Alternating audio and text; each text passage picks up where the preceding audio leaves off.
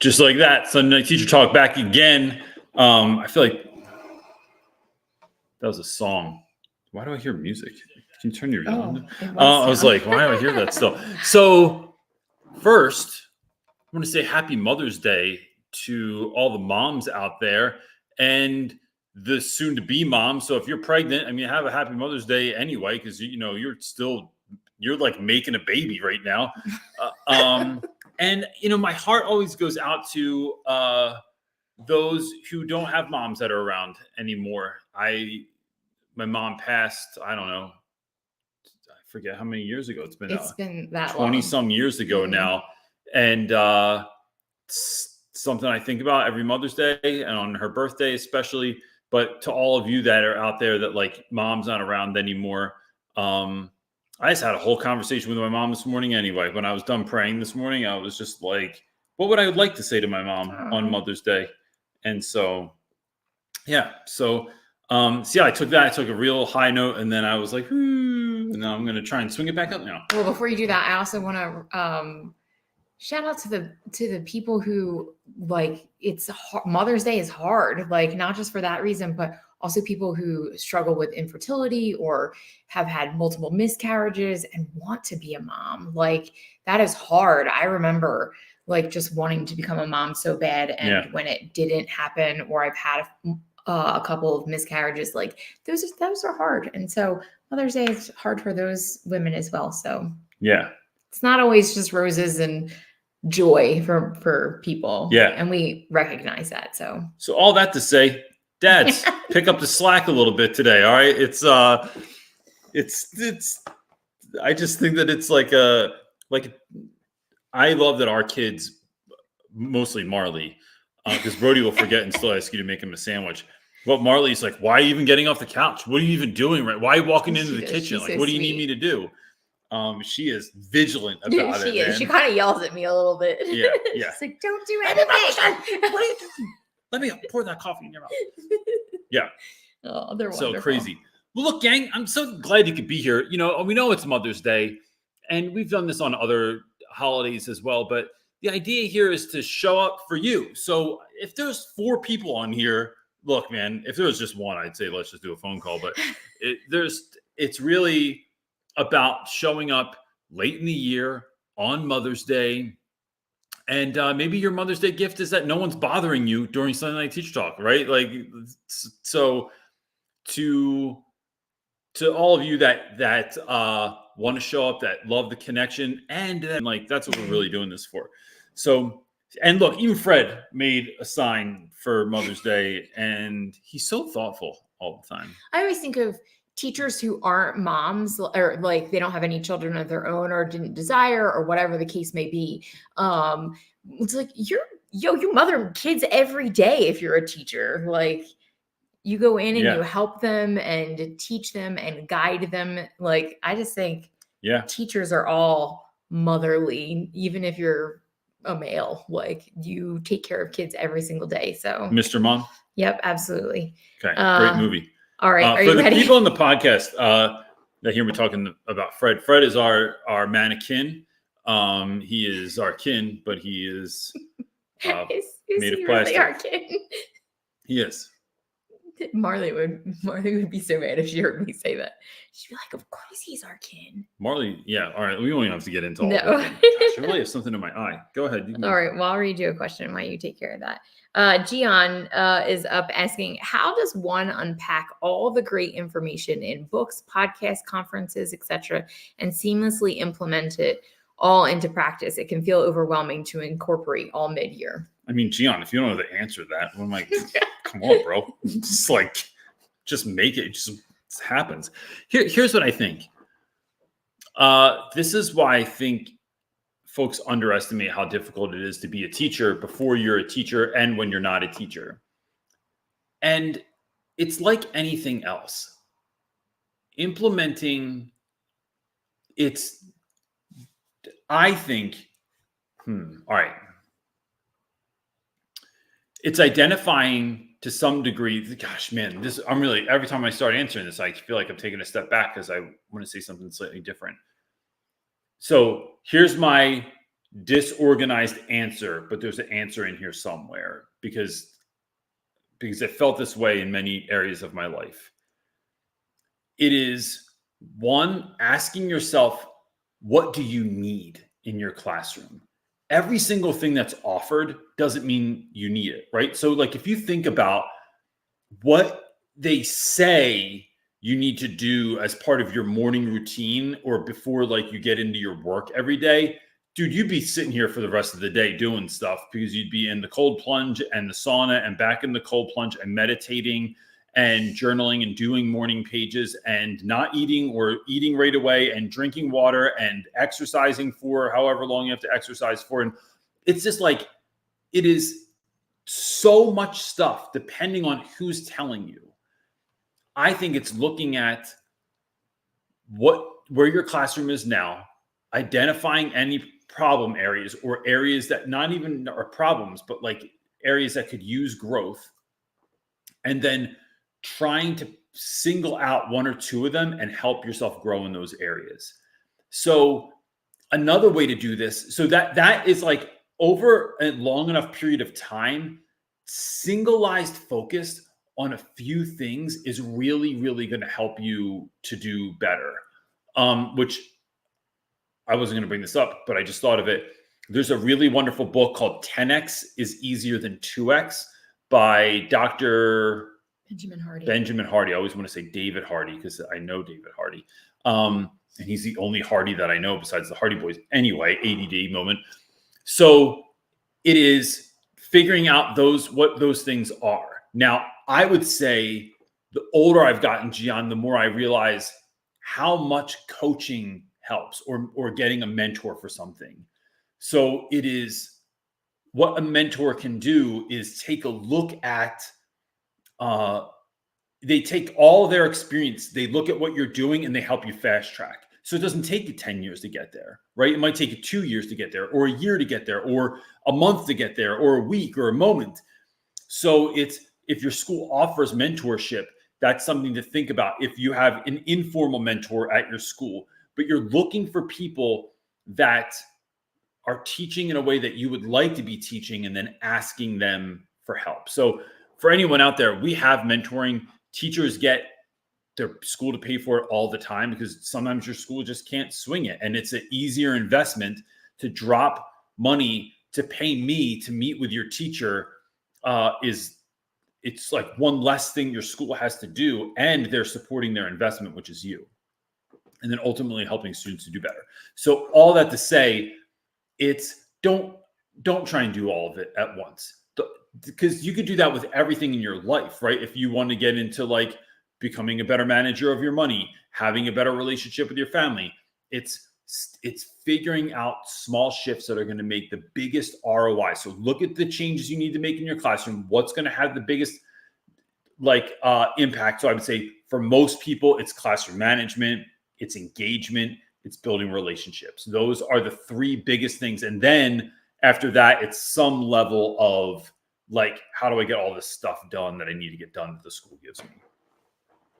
I just want to add into that. Like I learned a great tip from Myron Golden, and he talked about how he reads books and kind of studies them off of them and kind of like sits with that great information that he finds and then implements it. And one of the tips that he gave, which I thought was really wonderful, but I still didn't implement it myself yet because it's, it's another thing to do.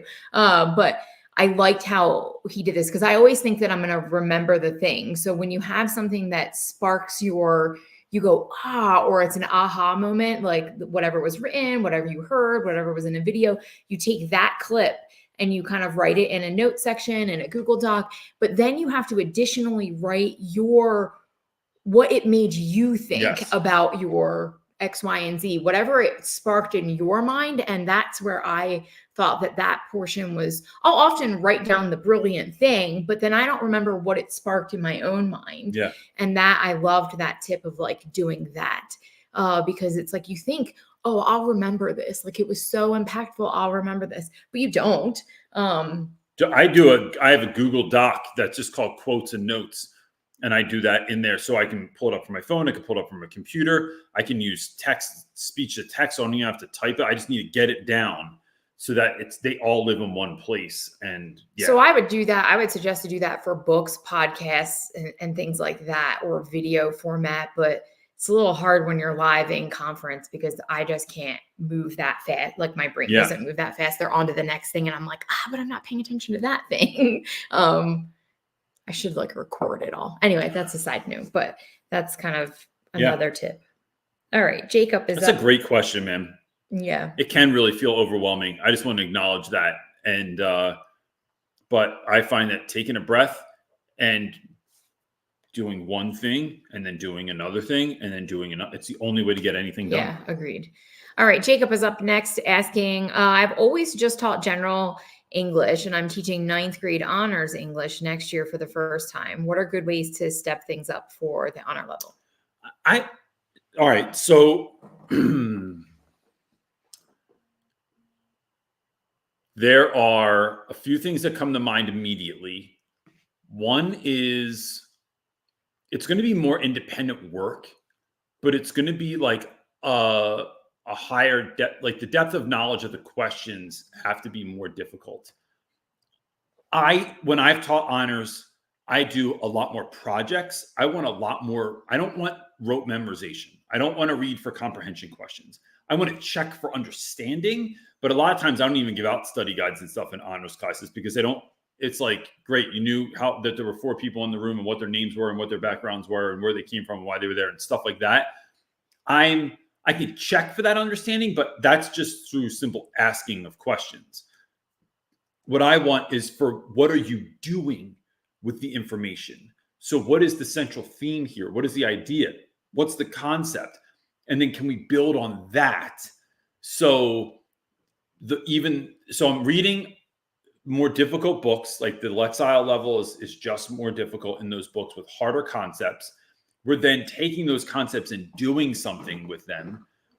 And I find that it's having a lot of conversations. And I'll tell you, man, in recent months, I've noticed that in working with a number of teachers, conversations are things that I just thought people were having them. It's hard when I'm on this side of the camera and I don't know what everyone's always working through or how they're using what I'm teaching on this channel. But it's a lot of folks are just not having conversations. They're not, because they're afraid of what kids might bring up. And I'd never be afraid what a kid would bring up. It's like, that's real learning. It's like, we're going to read something. We're going to talk about it. We're going to relate it to our lives. We're going to take it a step deeper. We're going to unpack this. We're going to get the questions right. We're like, but what does that mean? Or this was referenced. Let's look that up. Oh, that's what this means. So you start putting together this puzzle of knowledge that's really important and really, I think, fun to teach kids how to become active thinkers and learners in real time. To me, that's what honors really is kids that are ready to do that. Now, I think you can do that on some level with other classes, but it's really like, to me, a true honors class is doing that. And you're doing more on your own. I'm not walking you through things. I'm not reading aloud in class and stuff like that all the time. It's like, because kids are just going to get it done faster on their own. Yeah. That's fun, man. That's exciting. Congratulations. Okay, our next question is from Lopez. Lopez. So how do you celebrate Mother's Day with Jenna? It's different every year, John. Like, I just personally don't like a lot of fanfare. I don't like a big deal. I don't like being the spotlight, the center of attention, or any of those Me sort either. of things. Oh, I know. Me either, John. I don't like being the center of attention. So for me, it's like personally what I want is simplicity. Like I don't really want a whole lot. So we don't do a whole lot. Like You just don't want to do anything. That's what you want. It makes me sound so lazy, You're but like, I do so much. But you don't want to cook. You don't want to like do dishes. You don't want to do any of the regular stuff. I mean, I still do those things.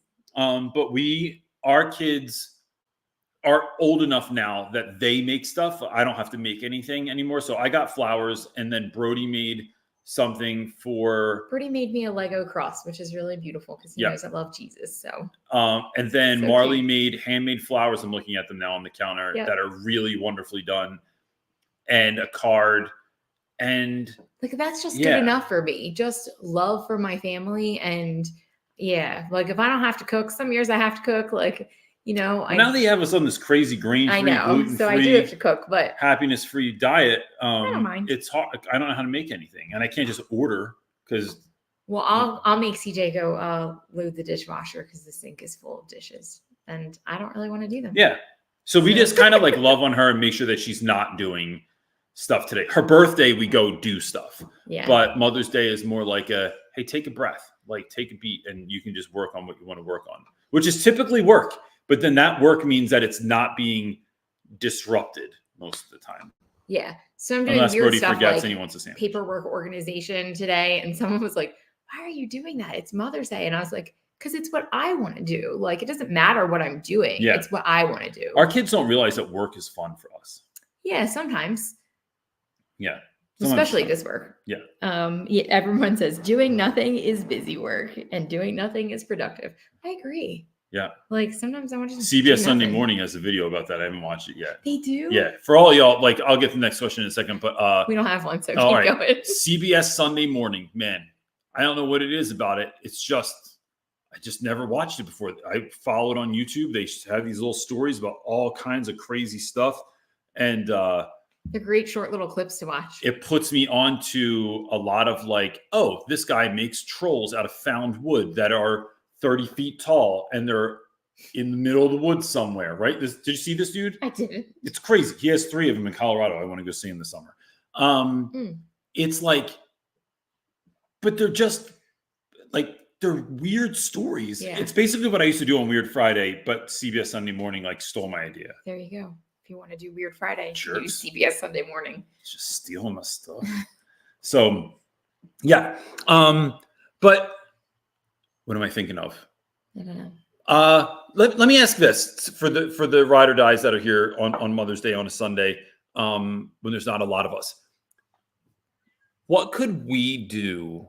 And please answer this question. And maybe you don't have an answer for you, but maybe you have an answer for someone else or for what you are seeing is needed in your school.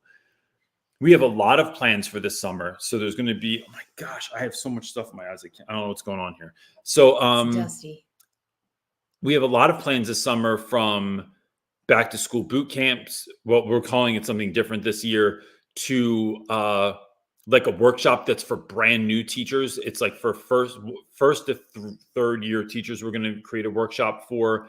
We have just a lot of different things like that. Tons of YouTube content coming out. What is it that you think is needed? Either you need or you're seeing a need for that could be created this summer? Because what we're trying to do is like, I know that everyone can't afford to go to a conference. I know that everyone their school can't afford to have someone come and speak, which, by the way, I mean, we're working with schools right now. Some can pay the full thing. Some, it's not costing me anything to go there. So like, hit us up if you want. I'll give you the brochure to send your admin. I'll give you the template email that it's like, so if you're scared and you're not, or don't really know how to ask, I give you the email. You just plug them in and send it off. What's the worst thing that can happen? They say no, you're not going to catch on fire. So, but we realize that not everyone has access. What we're trying to do is create access this summer so that teachers don't feel like they're starting scared. So they're not worried. So they are excited. They are on fire. So if you could leave that in the chat, I would love to know what you think is needed, what areas are needed. Yeah, because I want to be able to create as much as possible this summer to really help people out. And yeah, the end. So Maisha said at my PLC recently, we talked about wanting PD geared towards veteran teachers. And that is exactly what I told CJ too. We were planning workshops, and I said, we need to separate like the back to school boot camp. Like that needs to be new teachers, like how to start their year really great. And then I thought we need one and OGs. That's for veteran teachers. It's like, we haven't figured out a good, like, how did I not think of this sooner? Because really, like, that's why I walked out of so many meetings. So those of you that don't know, when I would ever have meetings at school, I would go in, and I'm not suggesting that you do this either. This is horrible. But I would go in, and if I felt like it wasn't something that was worth my time, I would fake a phone call and then walk out of the room and go do something more productive. And no one ever asked where I was because there was too many people in there and they're not going to notice me. And most of the time it was because, yes, it was like stuff for new teachers. And we got to a point where I wanted the next step. I'd heard this message so many times, and it's important and it's a good reminder, but I wanted the next step. Like, how do we take this to the next level? One of my heroes, I got to meet one of my educational heroes, Rafe Esquith. We had a conversation. He said he didn't really start teaching till he was like 12 or 15 years in. He's like, then I really started understanding it. And then he worked with a number of people. They built out a curriculum. And he's like, I feel like then I started being a teacher.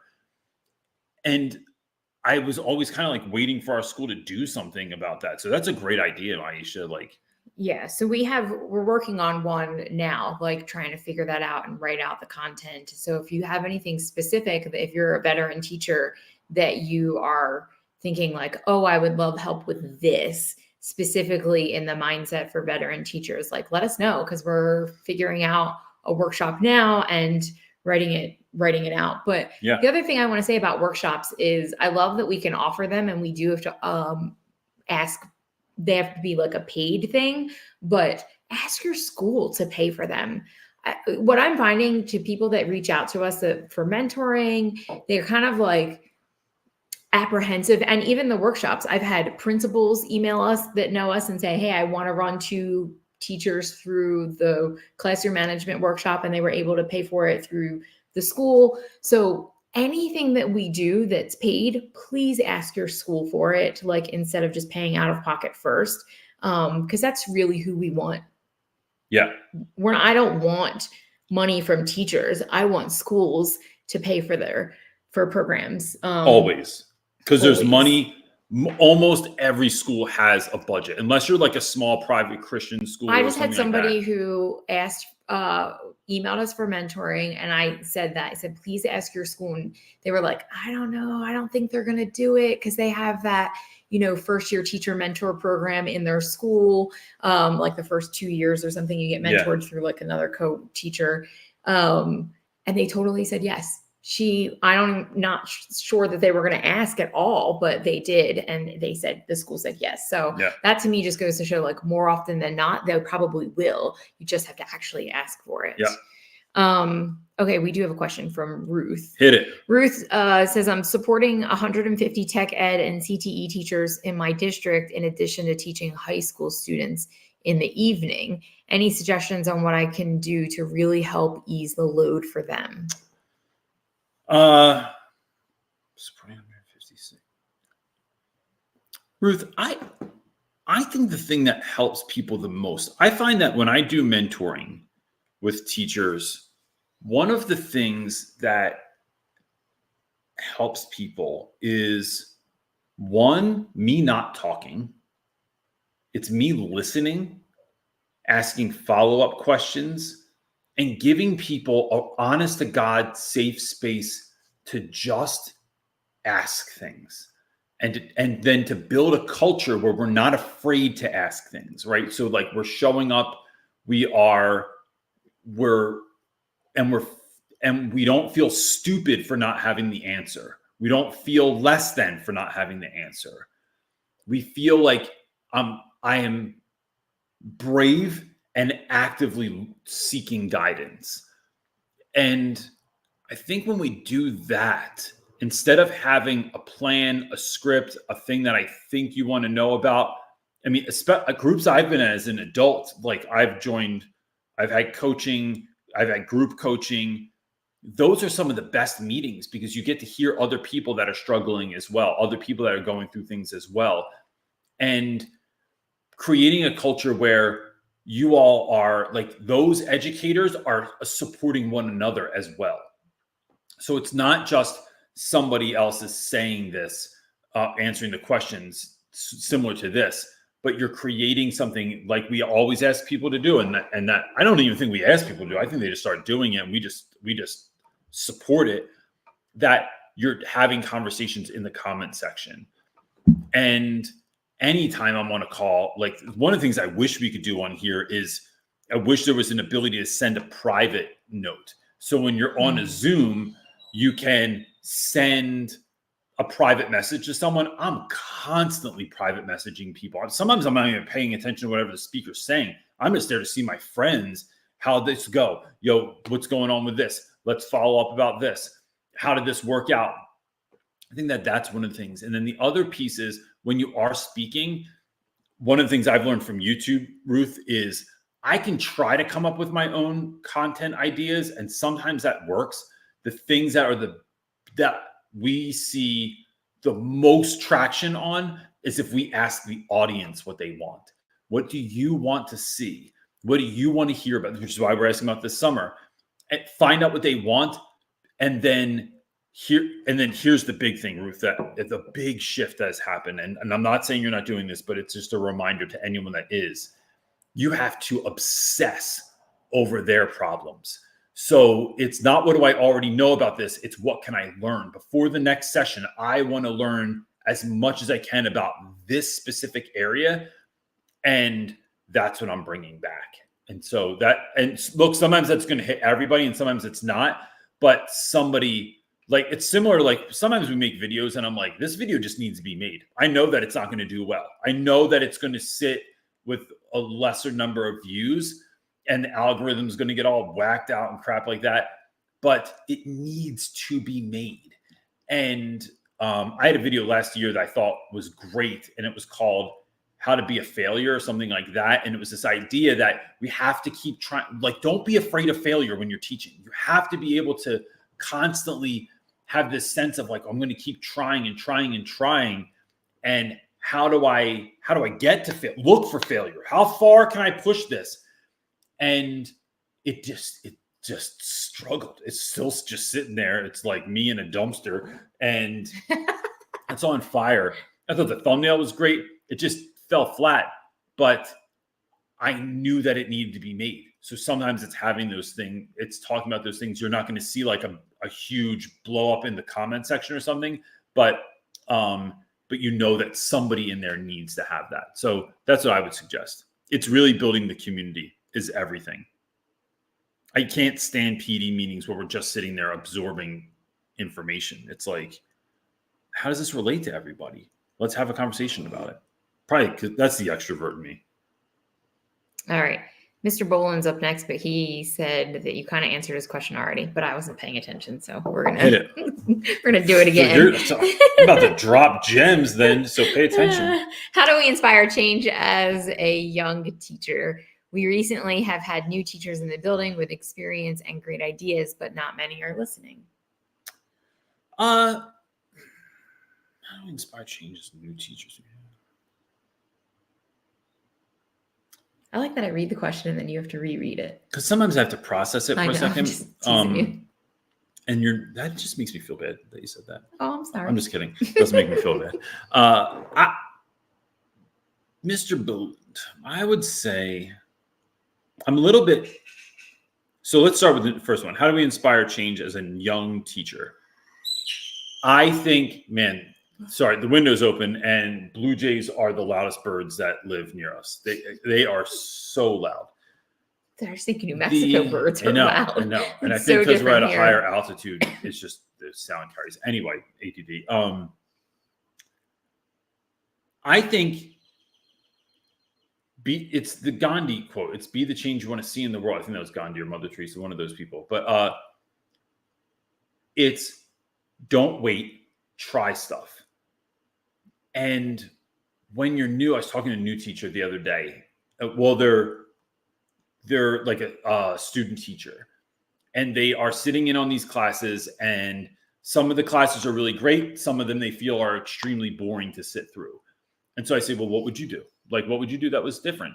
And they start running down ideas. And I said, you have to do, like, try these. Like, tell the teacher that you want to try something. Ask them for 20 minutes on a Tuesday to give it a shot and see how it goes. It's pushing the envelope. You can't, like, one of the hardest things to do in the world is to not be at the same temperature as everybody that you're around, right? Like everyone's kind of doing sea-level work, then you're going to rock sea-level workout. So that's why it's important to put yourself in spaces like this, like Sunday Night Teacher Talk, because you're dealing with people in the comments that are trying to be at a higher caliber. They're trying to teach their class off. They're trying to be who they're called to be, not who everybody else is in their building. But that's hard. So you have to shift culture. And what do you do? How do you do that? You do that by going hard, by being everything that you know that you can be, and failing and trying and everyone's favorite word in education, pivoting when necessary. It's trying all the stuff. That's what gets you anywhere. So how do we help young teachers then? So look, I mean, we don't need older teachers to really pay. I think this is what you're asking. Like, so as a young teacher, like people aren't paying attention, or they're not listening. Here's how you do it. Steve Martin, the comedian, was asked, how do you get famous, right? And he said, be so good they can't ignore you. There's a point where if you're trying and your classroom looks like no one else, your relationships look like no one else, your outfits look like no one else, your behavior in school looks like no one else, that makes you stand out. So you're going to get attention. Some people are going to talk crap on you because you're, whether they know it or not, you're challenging them. You're making them feel bad that they settled at some point. And I'm not interested in making people feel bad, but I'm definitely not interested in playing down to anything ever. So how do you do that? You show up and you are so good, it can't be ignored. When your grades are going up, when your students are getting not getting in trouble in your class, when things are going better, when kids are wanting to come to school, and parents are talking about you, when your back to school night or parent teacher conference lines are down the hall, right? People notice, and then you aren't in a competition. So if someone comes to talk to you, they say something about what you're doing, they ask something about what you're doing, you just offer help. You offer guidance. You offer your knowledge. And so you, even though you're young, doesn't mean that you don't know anything, but then there is a balance there of like really not getting full of yourself too, right? Like, let me tell you that, don't get full of yourself, because then when you have a lesson that craps the bed, like it's such a weird expression, disgusting expression, but we're using it. It's, you're going to need help from somewhere. So it's like, start building that community. And then hopefully next year, more new people are going to come. Like eventually some of those teachers are going to retire. You're going to get more new people. And what's the culture that you are creating now that's going to be there for the future generations of teachers coming into the school? I hope that answered your question. I also want to say, I feel like when you're talking about, he said, we recently have had new teachers in the building with experience and great ideas, but not many are listening. And it's when you have people who are like tired and complacent and just want to come in and do the same old thing, like in their classroom or in the building, or they just don't like change, right? Change is like not something that they're used to. I think it's hard. So I think it's like, what are they trying to change and what are the ideas? Is it school policy and things?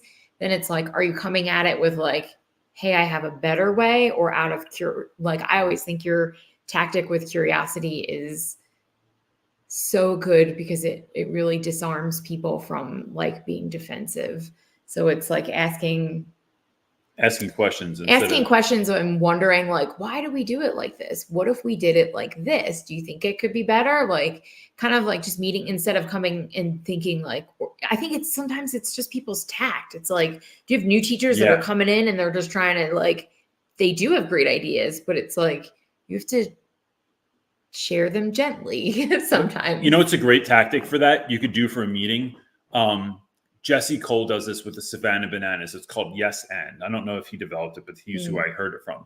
So you come up with an idea and you say, I think we should make classes more engaging.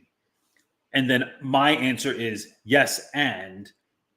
So no matter what it is, I'm not allowed. You could say, I think we should eat. You could say, I think we should take naps every day. And someone else in class is like vehemently against that. Yes. And when kids wake up, they should be able to have a snack. Yes. And so you have to answer yes. And take it to the next level, next level, next level. And so what this does is, doesn't mean you have to do all this stuff. It starts helping you to not stop an idea. But if we poured gasoline on this, how far could we take this? And in there somewhere, is there a usable idea that's a good idea? So maybe there's not, but it's this practice of, instead of shutting things down, yes, and we should have cereal day once a month. Yes, and we should have, keep going. I laugh because I am usually the one who shuts those down. Like, you're such a dreamer and thinker of like that sort of stuff. I'm always like, I'm like more reality and realist. And I'm like, no, we can't do that. But so just like, no, but I do think it's just exercising that muscle. It's getting people to exercise the muscle. However, I think that's a good dichotomy to have. I don't know that it's just that you're based in reality. Being a realist, I think, is slightly different. But like, you go, but we only have this much money. What are we going to do with that? Or we only have this much time, or you can't get all those things done today. But it is that those two people, because sometimes I'm just like, we're just going to go, like, my ideas are absurd. But then when you say, but we only have this much money, it makes me reframe. It doesn't mean we're not doing it. It goes, all right, how are we going to make something to nothing? How can we get the money? Who could we ask for money? And then that becomes the yes and, right? Maybe we ask Home Depot to make a donation. Maybe we do something on Donors Choose. Maybe we ask every single parent in the school to send in $1. Maybe we sell snacks in the lunchroom that are healthy, right? Like, you just keep building it out, but it's the limitations aren't shutting it down. It's just offering, it's a new obstacle that we have to go around. Yeah. I like that. I think that's now getting your team to do that with you. Good luck.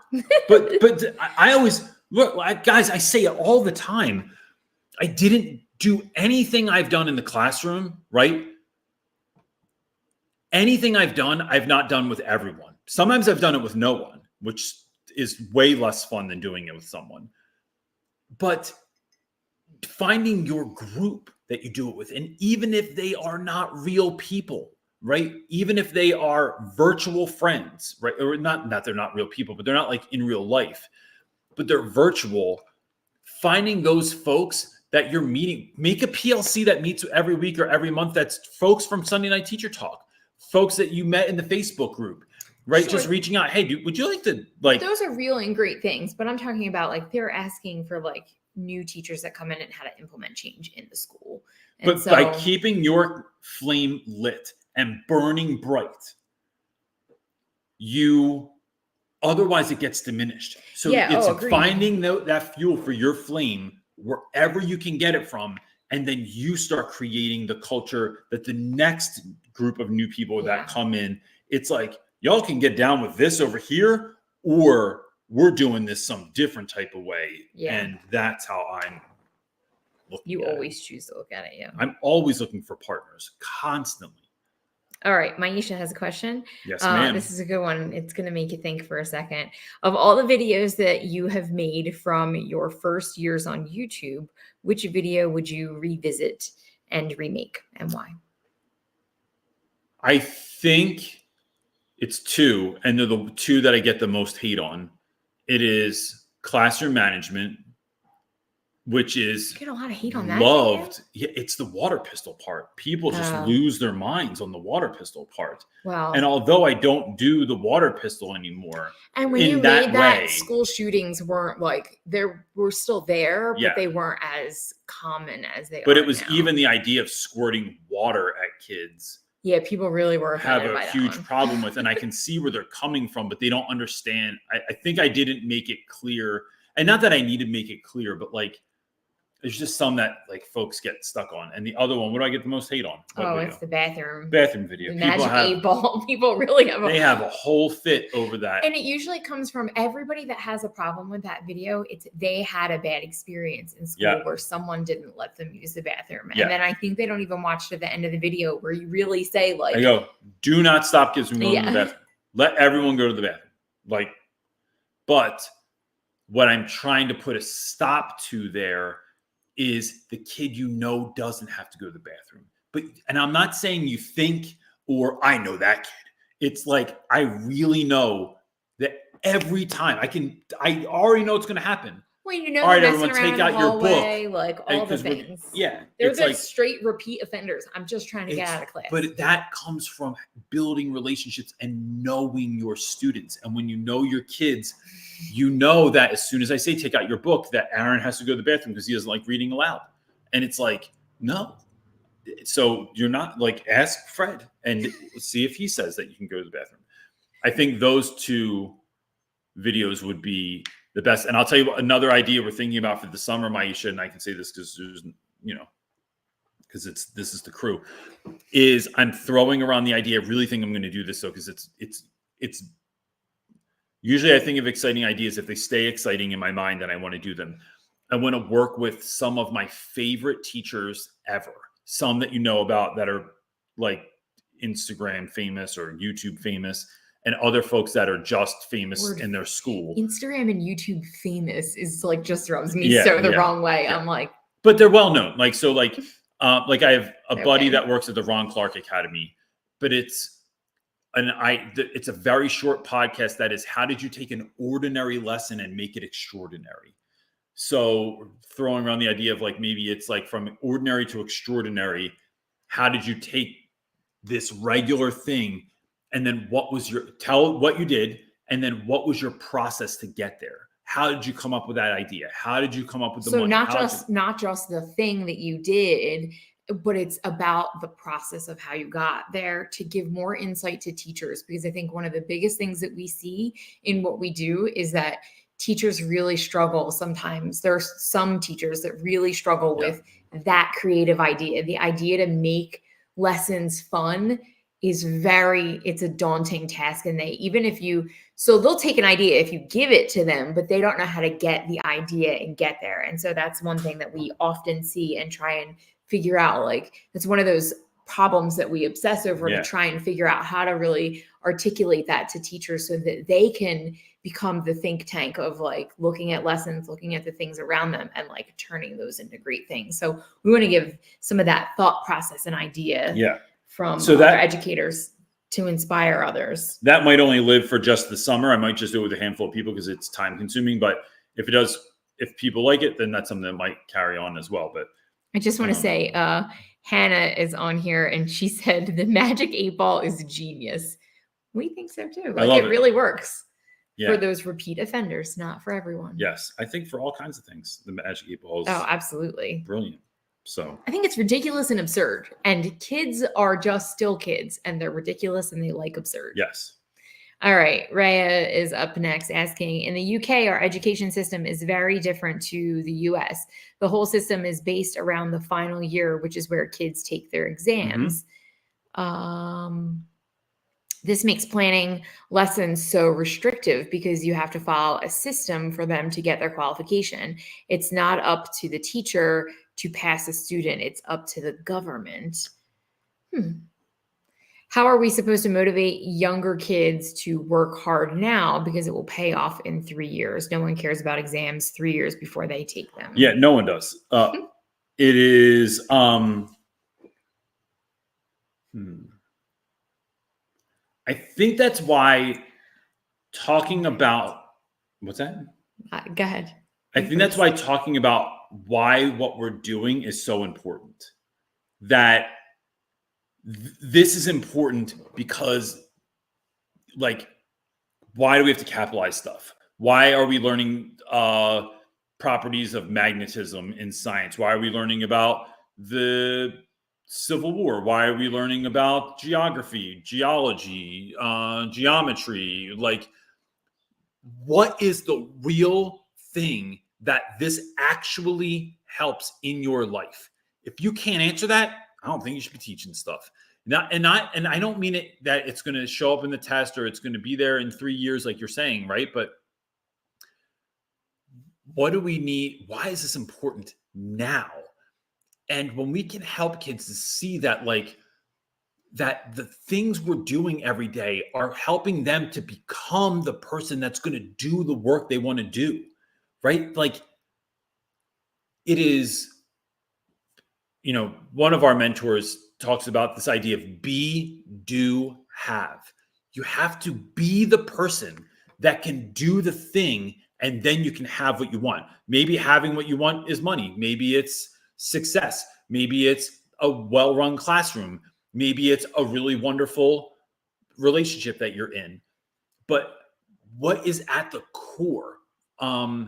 So if I'm working with a teacher recently, right? And they're talking about magnets in class. There's a kid that's super disinterested. So I go and talk to this kid because that's what I do. And I'm just finding out all the things about their life. And they just look at you like, why do you even care? And why are you asking me all these questions? And it's like, because I love this work. And how can I teach you if I don't know you? So I find out that their favorite things to do in the world are to ride horses. And because, we live in the country now. So it's ride horses and fix cars with my grandfather. So I don't know anything about riding horses, and I certainly don't know anything about fixing cars. So I start looking into it.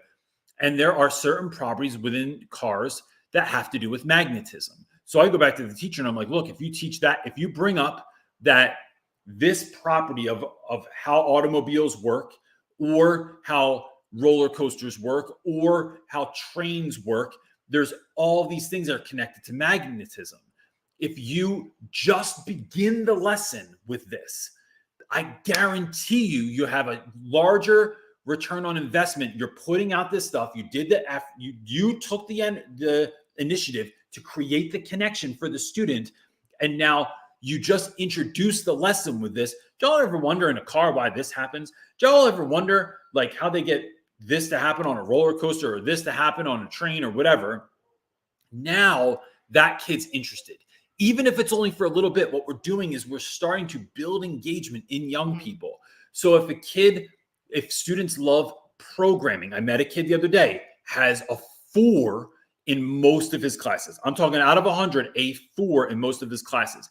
I talk to him. I have a whole long conversation with him. And he starts telling me how he loves, what do you do when you're not in school?